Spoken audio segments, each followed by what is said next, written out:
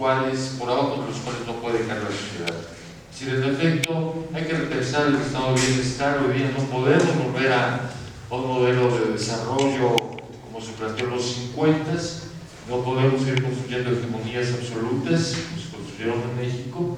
Entonces la pregunta es cómo nos situamos. Ahora, también la otra parte, es decir, vivimos una sociedad de permanente tensión entre la globalización y la localidad. Pero también hay que renunciar a discursos identitarios. Es decir, aguas con los discursos identitarios, ¿sí? Porque la consecuencia puede ser la exogamia, ¿sí? Todas estas formas de resurgimiento del identitario muy violento que nos puede llevar a otro problema. Entonces también hay que tener cuidado con estos discursos identitarios, ¿sí? Que pueden ser raciales, religiosos, sexuales, etcétera, etcétera, ¿no? Entonces, y segundo, a ver, ¿por qué le tenemos miedo al mercado? A ver, aquí el tema es, yo coincido contigo, primero tendremos que entender qué es un bien cultural, desde ahí deberíamos de empezar con esta discusión, es decir, qué es un bien cultural, sobre el barroco o qué, o una obra de X autor. Y en una interpretación weberiana, cómo ligamos bienes culturales a productores, a circuitos de la mercancía. Pero yo creo que la cultura puede generar una extraordinaria riqueza. El tema sería cómo se distribuye. A ver, pues, potencialmente Puebla es una ciudad que se podría volver un polo, que apenas es urbano, un polo cultural fascinante. Es una ciudad de universitarios. Pero es una ciudad difícil, no hay nada que hacer. Es decir, ¿cuál es la maravilla de vivir en ciudades como París o Buenos Aires? Tienes un concierto, que tienes cine, que tienes esto, que puedes tomar un trago. Es decir, la cultura puede ser una riqueza. Ahora, yo creo que tendríamos que convencer a la iniciativa privada de invertir en cultura, con una idea de ganar también, claro. No se trata de hacer un espectáculo que cuesta 2,000 pesos, ahora que viene cerrar, ¿cuánto cuesta cerrar? ¿Quién puede acceder a eso? Esto está dentro de la lógica del capitalismo y habría que andar con ello. Pero sin pensar, digamos, que podemos renunciar a la globalización o a la lógica del capitalismo. No vamos a... Estamos en un mundo globalizado incluso no. Y por último, la relación entre complejidad y singularidad. Las sociedades son cada vez organismos más complejos en cuanto a que esos sistemas, en la teoría de los sistemas, albergan elementos cada vez más particulares. Es decir, esto está pensado desde la teoría de los sistemas que desarrolla el mundo, ¿sí? Entonces, a ver, pensemos hoy lo que significa hacer una política cultural en una sociedad compleja como la nuestra. Hay demandas de sectores académicos muy sofisticados, hay demandas de grupos semiurbanos, hay demandas de distintos grupos sexuales, de preferencias sexuales. Eso es la complejidad de una sociedad. Eso, por supuesto, que nos obliga a repensar el lugar del Estado. ¿Sí? ¿Cómo gobernar? No podemos gobernar así, ni tampoco podemos suponer una política cultural así. Eso, en términos generales, es lo que habla Luhmann de la sociedad como un sistema complejo. Entonces, pero no hay que tenerle miedo al tema del mercado, más bien habría que ver cómo se redistribuye esa riqueza que pueda generar la cultura. Mira, te voy a platicar una experiencia personal. Creo que he sido el mismo director de difusión cultural de la UAP que logró meter a trabajar en un proyecto a la Volkswagen, a la UNA, a la Ibero y a la UAP. ¿Por qué? Porque el proyecto cultural, aunque con particularidades de cada institución, iba sobre una ciudad, ¿sí? Entonces la Volkswagen invertía, los pudimos convencer de invertir en cultura, pudimos convencer a la Ibero de trabajar en grupo, y me parece que es algo que hay que hacer. Es decir, la política cultural no puede ser, ¿sí?, el aura del gobernador, de la presidenta municipal, de tal universidad, pero vamos a sentarnos a pensar colectivamente, ¿sí? Y generar riqueza y ahorro, ¿sí? Porque si tú prorrateas un evento que te cuesta 600 millones de pesos, entre 5 instancias, abaratas el costo, lo haces más accesible, ¿sí? Y genera riqueza. ¿Cuál es el problema? ¿Cuál es uno de los problemas fundamentales? Si ustedes hacen un concierto o crean un curso que cobran la Secretaría de Cultura, ese dinero se va a finanzas, ¿sí? Y para que finanzas se lo devuelvan, puta, es una bronca. Por eso yo hablaba de generar riqueza regional, de generar horizontalidad, no solo en las decisiones, también en la lógica económica. La Secretaría de Cultura recuerda que son 80 millones reales para operar. Tiene un techo de 230, 270 millones, ¿sí?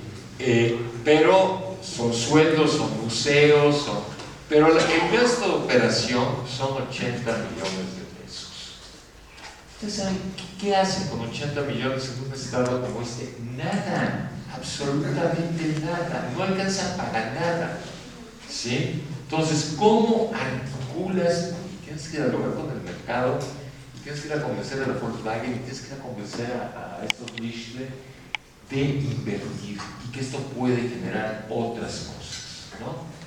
Pero yo no tengo miedo al mercado. Digamos, si a mí la Coca-Cola me invierte en un evento cultural que va a generar contrahegemonía, porque eso es contra Gramsci ya, la contrahegemonía, es decir, la sociedad se mueve. Entonces, bueno, pues hago el pacto con el diablo, pues, ¿no? Hago el pacto con el diablo, finalmente se les va a revertir. Igual la técnica, eso nos lo enseñaron los zapatistas, ¿para qué tener miedo a la técnica? Porque la técnica puede ser un instrumento de revolución, ¿de acuerdo? Entonces, más bien yo vería el tema de la distribución del capital a partir del capital cultural. Pues concluyo una cosa rápida. Yo nada más quisiera concluir, bueno, parte de lo que nosotros hacemos, en especial en el sur de la ciudad, es que nosotros estamos organizando consejos de cultura por colonia. Hay gente que es más sensible, otros que no, obviamente, ¿no? Todo es movible, todo, o sea, no podemos llevar un proyecto el mismo a una comunidad o a otra, porque todas son diferentes, por muchas razones, ¿no? Que conocemos. Entonces, lo que tratamos de ver es captar esa sensibilidad y las personas que más se puedan organizar, y hacemos los consejos en el cual hacemos encuestas para saber qué es lo que se necesita y qué es lo que nosotros también podemos apoyar. Entonces, y también les hablamos de un plan de marketing cultural que es el ganar-ganar, y aparte de ganar-ganar también crear juntos, trabajar juntos en un todo, y esa es una forma de inclusión. Y bueno, eso ya lo hemos llevado a la práctica y nos hemos llevado muy buenas sorpresas. En una colonia pues no teníamos foro y una escuela abrió, estaban en vacaciones y abrió la escuela, nos las prestaron, y al final del evento nos dijeron: la escuela es de ustedes cuando guste, los alumnos, todo. Entonces es una forma participativa, todos se sintieron que participaban en un todo y todos apoyamos, y al artista que en ese momento nosotros lo llevamos, pues se le compraron sus discos, su tarjeta, en una especie de networking para ver en qué puede trabajar esa persona. Y lo más interesante es que comunitariamente ese artista ya lo conocen y lo pueden recibir en su colonia como si nada, ¿no?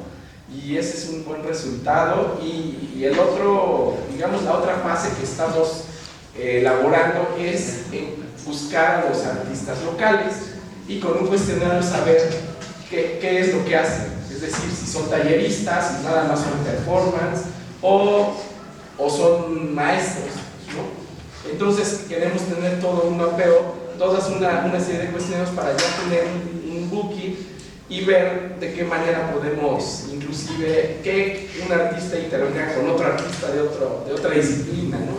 Entonces ya se forma otra forma, ya se empieza a formar otra cuestión sistémica, ¿no? Y bueno, pues eso es todo. Muchas gracias. Gracias. Entonces, ¿terminamos? Tenemos hasta el cuarto, o sea que no sé.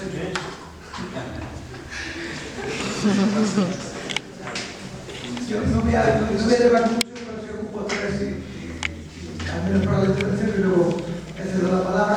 A mí me gustaría hacer una breve intervención ahora porque vamos a cerrar un bloque. El primer bloque tenía que ver con políticas culturales públicas e institucionales y la desarticulación de la escena local. Entonces, estas 8 intervenciones creo que planeaban de distinto modo, ¿no?, en torno al vínculo entre formas institucionales y prácticas culturales desarticuladas. Muy brevemente, quizás recorriendo desde la intervención de Juan Jorge, ¿no?, a la del resto de compañeros, quizás la primera pregunta que surge con mucha inmediatez es ¿por qué hacen falta instituciones? ¿O en qué momento hicieron falta instituciones como Casas de la Cultura, Secretarías de la Cultura, FONCAS, CONACULTAS, programas de becas para la cultura? Es decir, ¿en qué momento aparecen estas formas institucionales? Y por la genealogía que algunos de ustedes trazaban, es indisociable de la llegada del Estado-Nación. Ya es el Estado el que necesita básicamente construir una cultura de Estado.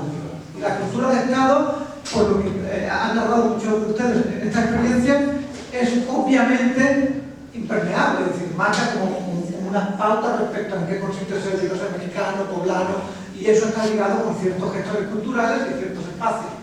El resultado inmediato de eso creo que es lo que hemos advertido acá y que creo que han enfatizado prácticamente todos ustedes, es la heterogeneidad, ese caldo de cultivo sumamente dispar, ¿no?, el conflicto en todo un conjunto de actores que no están dentro de esas formas institucionales. Pónganle el nombre que quieran, da igual en realidad el nombre que le quieran poner al director de la Casa de la Cultura, a la secretaria o a la subsecretaria de Cultura, en el fondo da igual, porque con lo que vamos a encontrar es que sistemáticamente va a haber todo un conjunto de prácticas que aquí nos han nombrado como comunitarias, ¿no?, identitarias, que no están. El caso de Cholula era un caso muy evidente, que entra en conflicto precisamente con esas formas institucionales, ¿no?, del Estado. Claro, la crisis del Estado-Nación, que no nos vamos a meter a hablar de eso en esos términos, por supuesto, pero la pérdida de poder del Estado parece que lo que ha generado ha sido, por una parte, la agudización de ese conjunto de demandas, que creo que es la que nos reúne a todos aquí, porque cada uno de nosotros creo que estamos aquí agitados y movidos por distintas demandas y con distintas soluciones que muchas veces hacen que introduzcamos como un vocabulario moralista y normativo, como que creemos que la comunidad, el Estado, la Secretaría de Cultura, un nuevo proyecto cultural va a venir a arreglar, a componer lo que se descompuso en la máquina del Estado, que era la unidad y el consenso. Y ¿saben qué? Creo que tenemos que empezar a aceptar, que tenemos que operar desde la heterogeneidad, el disenso y el conflicto, es decir, que no nos vamos a poner de acuerdo, que no hay un único proyecto, ¿sí?, que no hay una única manera en la que podemos concebir desde el fundamento del Estado-Nación y sus formas estructurales, la Secretaría de Cultura o la de Turismo o la Casa de la Cultura. Eso ya no nos va a poder ofrecer una narrativa. Y creo que si estamos aquí es porque estamos a la búsqueda de construir un distinto nosotros. Y tiene que ser heterogéneo, conflictivo, donde quepa el consenso, donde quizás haya que hablar de una radicalización de la pluralidad. Es decir, que no podemos cancelar la singularidad con la que todo el conjunto de actores que estamos aquí reclamamos un espacio singular. Y esto es cómo le ponemos el collar al gato, ¿no? Digo, sin ánimo de defender a los animalistas, ¿no? Pero claro, parece que la única iniciativa con la que nos hemos encontrado en los últimos tiempos es la del mercado, que es el mercado el que puede abrazar, ¿no?, acoger, hacer a esa pluralidad, ¿no? Obviamente es un proteccionismo radical y brutal, en términos de que van a acoger esa pluralidad siempre y cuando en realidad entren dentro de la lógica del mercado. Tienes que ceder de antemano que no vas a proponer ni otras agencias, ni otra función social para la cultura, ni otro tipo de articulaciones disidentes en torno a la práctica cultural. Entonces, perdón, me comí 4 minutos, pero con esto cierro. Creo que el panorama que ponían ustedes sobre la mesa es la descomposición de un proyecto institucional que estaba vinculado con el Estado, ¿sí?, la suplantación en cierta medida de ese proyecto por un discurso privatizador, en el caso de los últimos 8 años en Puebla, ha sido notorio, como en realidad el dinero público y la forma de funcionar de las instituciones públicas ha respondido en realidad a construir una lógica de mercado. Dicho sea de paso, sin mercado. El Estado suplantando una iniciativa privada que no existe porque no es Monterrey, ni en Nueva York, ni en Londres, ni Berlín.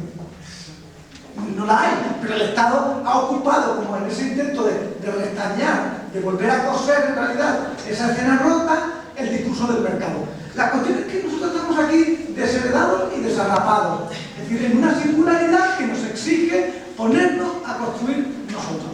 Es decir, un nosotros que tiene que acoger y que tiene que dar lugar a aquello que el Estado y su suplantación en ese discurso neoliberal no ha logrado hacer, ni va a poder hacer. O sea, perdamos la esperanza de que va a llegar tal académico a la secretaría o que va a llegar... Olvídense del Mesías, o sea, o nos ponemos a trabajar nosotros y construimos un nosotros plural y heterogéneo y nos imponemos como interlocutores en la escena local, nacional o como se le pega la gana, ¿sí?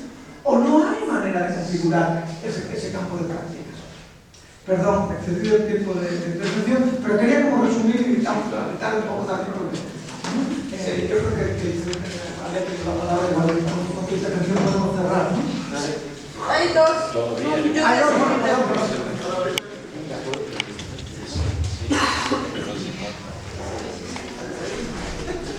Muchas gracias. Yo solamente quería como mencionar que también en función de qué nos estamos determinando o en función de qué estamos generando nuestras ideas. Porque me parece que esta cultura hegemónica de repente es la que nos está determinando, entonces las discusiones van en función de eso, olvidando que habemos entramados independientes de la cultura hegemónica que estamos trabajando, que llevamos trabajando mucho tiempo antes. Entonces, nuestras narrativas se pueden construir desde otro que no es el referente de la cultura hegemónica. Y eso para mí es algo primordial, porque efectivamente puede haber que haya gente que no se relacione con el mercado, otra que sí, y otra que digamos, no nos relacionamos no porque tenemos miedo, sino porque no queremos, porque pensamos en otra forma. Entonces, creo que podríamos empezar a pensar esas otras formas, articularnos, y como dices, rescatar un nosotras, yo diría, y también empezar a generar discusiones que sean discusiones un poco más horizontales, en donde estamos respetando las experiencias de los demás y de las demás compañeras, sabiendo que aquí hay experiencias múltiples. Por otra parte, es decir, cómo nos contamos, la compañera empezó hablando de Óscar López, diciendo que Óscar no tenía seguro y que efectivamente Óscar fue un universitario muy importante y un universitario que no tuvo las prestaciones que tenía que tener. Pero a mí me gustaría no solo quedarme con esa historia, sino contarme con la historia de que Óscar López articuló la cultura independiente de Puebla, que fue uno de los más principales que nos ayudó, que fue un compa de codo con codo a construir una cultura independiente. Entonces, ¿qué contamos de nuestra historia? ¿Qué contamos de nuestros compas? Pues esa cultura que se está articulando y generando desde en corto, ¿no? Desde nosotros mismos. Y también pienso que podríamos pensar en otros términos. ¿Por qué? Porque nos acomodan más, o porque quizá yo me sienta más cómodo. A mí el término, quizá promotor cultural, creo que se tendría que volver a discutir y quizá le encontraría otro nombre. ¿Por qué? Porque me siento muchísimo más identificada con otro y no con el contexto que ha tenido ese término en general. Digo, es un ejemplo de muchos términos que creo que se vale reinventar y se vale poder discutir. Gracias. Sí, corto un poco de en la misma línea, ¿no? Se nos habla mucho de esta cuestión de intégrate o muere, intégrate al mercado o muere, y efectivamente esta cuestión de que, pues, ¿qué onda, no? Justamente a la misma línea de lo de Óscar López, ¿qué sucede? Una de los grandes, de las cosas que se trató de apuntalar en contra del programa contra artistas urbanos era que se le exigían muchas cosas a los artistas, pero no tenían ningún derecho laboral o ninguna prestación de ley. Y esto justamente lo tomamos dentro de lo que se menciona de Óscar López, ¿no?